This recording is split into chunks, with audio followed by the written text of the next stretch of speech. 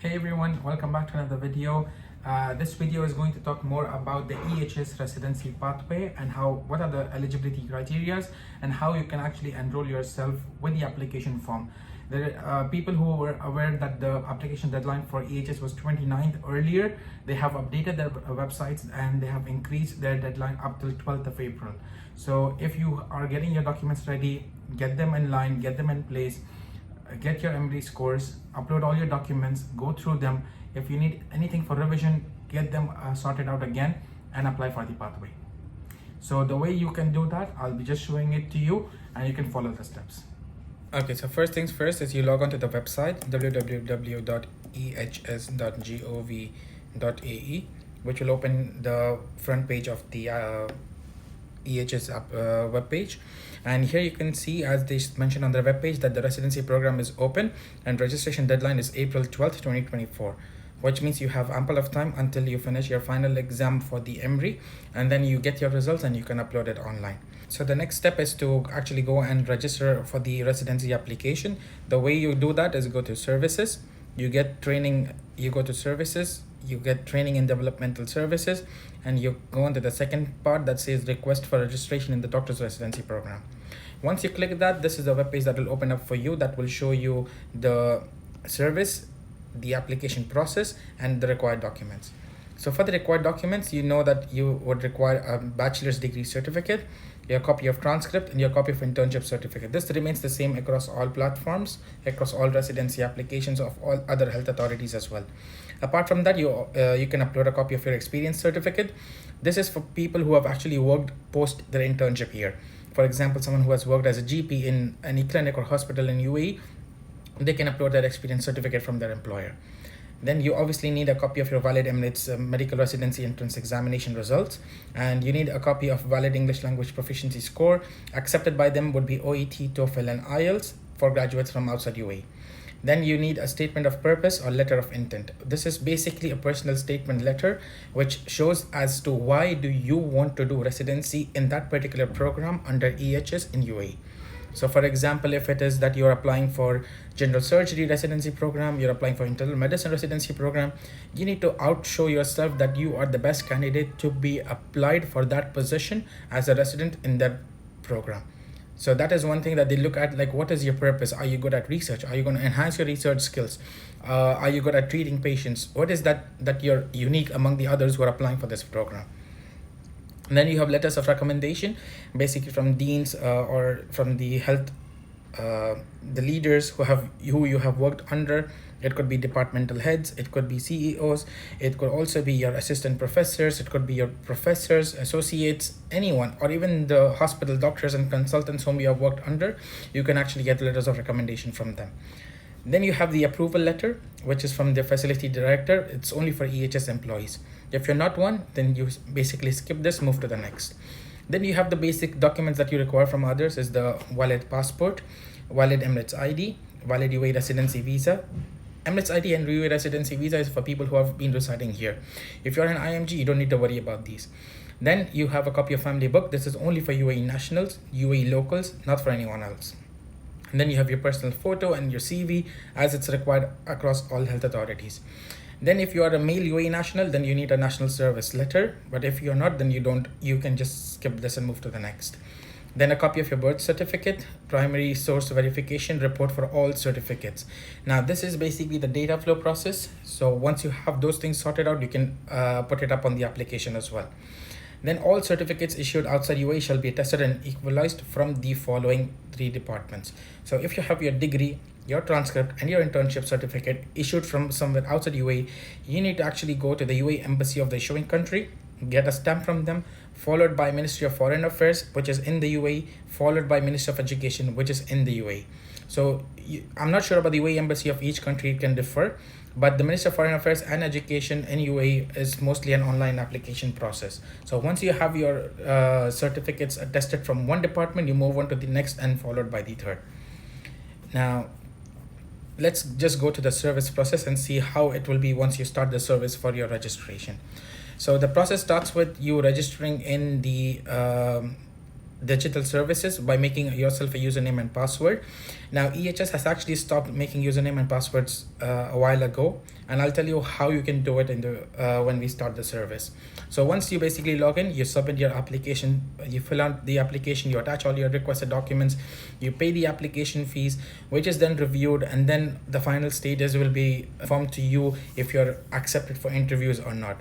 Once that is done, you will be added to the list of nominees for enrollment, and once you are shortlisted, you will be informed about your enrollment into the program. Now, the conditions and requirements: the applicant must have a bachelor's degree, which is very, very important, from an accredited medical university or college. If you want to check if your college is accredited or not, you can just click on this link and you can browse it and see if your university or college is mentioned in that list or not. Then you have a successful completion of internship year, which is mandatory, and the time lapse since graduation internship should be less than 5 years and 4 years respectively, which means from the time you graduate, it should not be more than 5 years, and from the time you finish your internship year, it should not be more than 4 years. If you cross this barrier age limit, then you can actually not apply for this pathway. Then abruption in active clinical practice should not exceed 12 months. So for example, if you have a gap year or more, then usually it results in chances of your application getting rejected. Then you must obviously pass the EMRE exam successfully. Here they don't have a limit score, but successful pass from the NIHS for the EMRE exam, which is basically 55%, is enough for you to apply for this pathway. Again, it does not mean that if you clear the EMRE exam, you're eligible for this pathway, which means you're eligible for getting your seat. It means that you're eligible to just apply for the process, but higher the score, obviously, is higher the chances of you matching. Then you have graduates from college or universities outside UAE must need an English proficiency test, which means at least a TOEFL, IBT, IELTS, or an OET. Depending upon these basic scores, you need to make sure that you qualify for it. And then the acceptance of registration in the residency program means the application is qualified to apply for this and does not mean acceptance to the enrollment of the program, as I just explained. And acceptance is just that on the basis of you getting into interviews, you getting into availability of training seats as per your rank list, and then you finally matching into it. So this is how it usually goes and happens. Now, when does the registration open each year? It's in March, as it's the current month. And these duration for the residency program lasts between 4 to 5 years, depending upon the specialty of choices. Medical specialties are usually 4 years, surgical specialties are usually 5 years. And these are the list of programs that are offered in EHS, which includes family medicine, peds, ENT, emergency medicine, internal medicine, anesthesia, psychiatry, and OB/GYN. All right, so let's just go through the service and I'll show you how you can actually fill out the application so that it'll make things easier for you all. One other query is that people come up with a question that I have an EMRE examination which is happening on the last exam, which is on 30th. Will I be eligible to apply? Yes, absolutely, because the deadline has been April 12th, so you're eligible to apply as well. So basically, when you click on Start Service, the window will open up where you have to sign in with UAE Pass. Now, what is UAE Pass? It's a single trusted digital identity for all citizens, residents, and visitors. So if you're someone from abroad as well, all you need to do is just search, even on your phone or on your iPad or anything, that just search for this app called UAE Pass, download it. Even if you do not have an MS ID, you can create an account and link yourself to it. So once you're done with the sign in on the UAE Pass, this is the web page that will open up for you, which says Residency Program Registration Application Work List. Now this first bar is not for you to fill. It will show your application status, program first choice, nationality, the dates that you have applied from, and the application ID number. This will be automatically filled once you start creating yourself an application. So if you just come down, I have just made an application just as a draft, and I will show you how I will go through it and how it will help me fill out the application form. So if I just click on the application, it will change my status to the reference number, status as draft, and update on the date that it has been made. Now the details that you need to fill in is very easy. You have personal information, education qualification, program choice, internship and training, other information, and your document attachments. So personal information is simple, just your full name in English, full name in Arabic, date of birth, place of birth, your gender, and marital status. Then you come down to identification information, which is basically your nationality, passport number, expiry date, UAE ID card number, expiry date, EHS employee number if you have. If not, it's okay, you can keep this blank. And your place of work. If you're an intern, you're working in some hospital, you can write that here. All right. Once you come down, you have the contact details. This is basically your information about your phone number, your emirate where you're staying, and your address details. So sometimes if you feel that you have a few of your documents ready with you, or you have few of your information ready with you, and you don't want to continue with the application, or you are going to get busy, the best way is to just click on save and your data will get saved. And then you can always save and close so that you can come back to it. And then once you sign in again with your UAE pass, you'll be able to continue editing your profile. And as I showed you in the earlier state, it will be saved as a draft. You can just click on edit draft and proceed ahead.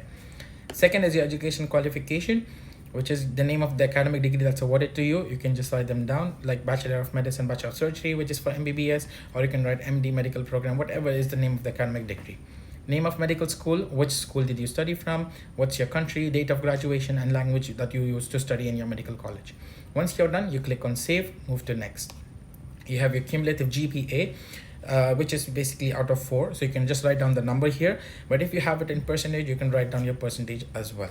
All right. Once you're done with this, always press on save, because sometimes your browser will lag. Sometimes it can get crashed. So you want your information to be saved and you don't want to fill it again and again. So you just click on save every time you proceed with each page that you move ahead from. Then you go to program choice. All right. Current clinical post is basically what you are working as currently. Basically, if you're an intern or a GP, you can just write the title as what you are and which hospital, which department, and from what date to what date are you working. Then your MD examination scores. Obviously, it's the MD examination. What was your score? You can just put the percentage and your date. Once you're done with that, then you have the English language competency test. So which is the exam that you have selected that you have done. You just add the score and what date did you take the examination. Then comes the program choices. So basically, as we saw in the earlier window, we had family medicine, peds, internal medicine, emergency, ENT, psychiatry, anesthesia, and OB/GYN. So basically, for example, if I'm really interested in emergency medicine, that's going to be my first choice. And then I'd be like, okay, if I don't get into emergency, maybe I want anesthesia. So I will put my second choice as anesthesia. So this is how you mark your first and second choices. And then you again click on save, go onto the top and go to the next page. Internship and training is basically you just click on add, then you get the details where you can write. If you did it within the country or outside, you can click on that, and then you can just put from what date to what date were you an intern, and just once it comes up, you will have it here and you can press it on save. Same you will have for the PG training. For example, if you're someone who has worked after internship, maybe as a GP, or maybe someone who was a resident in some other country, you can put all their details here. Just click on add and just click from what period to what period and what institution or authority you were at and which country, and just write the description of whatever program or whatever training you have had and click on save. Once you're done with that, you have other information, which is basically if you have applied to other residency programs, click on add and put it up here. This is very crucial because when you are going to go for the matching process, they wouldn't want any crossover to happen. So when the cross match stage happens, the program will already be aware that you're applied to other programs, and they will keep a tab on you getting matched into other specialties. So once you have that option where you get matched into more than one, then an email will be sent to you by the team where they will ask you to choose one of the 2 specialties of your choice. So it's very clear to mention them properly so that you don't miss a program of your choice. Then you have clinical attachment experience. For example, if you worked during your medical school or even after internship, if you had free time for a couple of months and you took up clinical attachments in various hospitals and UAE, you can just click on add and just put in your details. Publications and posters. If you worked in a scientific conference in your medical school, presented a research paper, presented a research topic, anything, just click on add and keep adding them. So once you add it, this will come up to your profile portfolio as well. Then you have publications, posters, and scholarly activities that, as I told you, the articles in journals, presentations at conference, posters, and publications. Just explain briefly what your role was, what your topic was, if you presented in a conference, how it was, and you can click save. And then workshops and conferences is the same way. Just click on add, put in a description and save. You can just put a list of conferences you attended to in a chronological order or in a timely fashion, which one you attended, the most recent followed by the one in the past. And then you have the voluntary and relief works. This is basically if you did community activities, if you did volunteering events, if you have been outside medical or extra medical fields, you can put them all down. And this is one information that is going to separate you from others is please provide any other information that might support your application. For example, if you have done a diploma in medical professional health, like that Masters of Public Health, you can put that up. If you have done certain diploma courses, if you have done POCUS, if you have become an ATLS instructor before, or anything, something that you feel you can put it up is going to give you a weightage other than other candidates, this is the place where you put it. Once you're done with this, you click on save. You're basically done with the application. Now comes only the upload of documents and attachments. That goes to the last file. And once that window opens up, here you have a list of documents that you need to put up. Here, just read the instructions that allowed file types, what you can upload, and the maximum file size for attachment. So make sure that you check the file size before uploading here. Sometimes it gets rejected. So copy of your medical school certificate, personal details form, just you have to click here, download the form, fill it, and re-upload it. Copy of a valid Emirates ID, passport page, birth certificate, valid UAE residency, if available. If not, they can just skip this. Because if you see the star marks, these are the ones that are necessary. If you don't have a star mark, it means that if you do not have it, you can leave it blank. Then recent passport size photographs. This is your basic information. Then comes your actual attachments, which is your CV, updated one, which is the most recent, most latest one with all your achievements on it. Copy of your medical school transcript, internship certificate, clinical experience certificate, your English language competency score, your valid EMRI result, and a letter of approval from a facility director. Again, this is not a star asterisk sign, which means that it's not mandatory. For people who do not have this, just skip this. 2 letters of recommendation, a national service for UAE nationals, personal statement, and a copy of your PSV resource report for all certificates. So which is basically the data flow. Once you are done with this, once you upload, it's time for you to submit the application. It asks you if you are really proceeding to submit your application. You press confirm. It is going to take you to the payment page. Once you pay and your application gets submitted, it will come up onto your application status as application submitted. Let me just try to show you if I can show you that.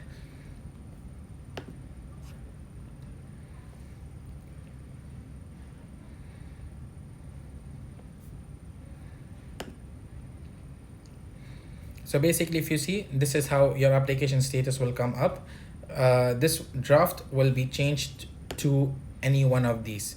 So it can either be submitted or sent back to applicant, or resubmitted, or approved, or application rejected, sent back for correction by the committee, application under revision for enrollment, rejected, or if an applicant is rejected based on, even if their entire profile is fine, but for some reason they get rejected, they can put up this as their status.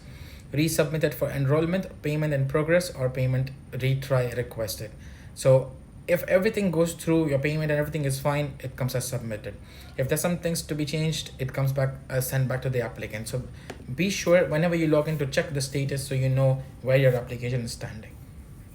All right, I think that's it for this. If you have any queries and if you do not understand anything, just put it down and I will try to help you out. Thank you.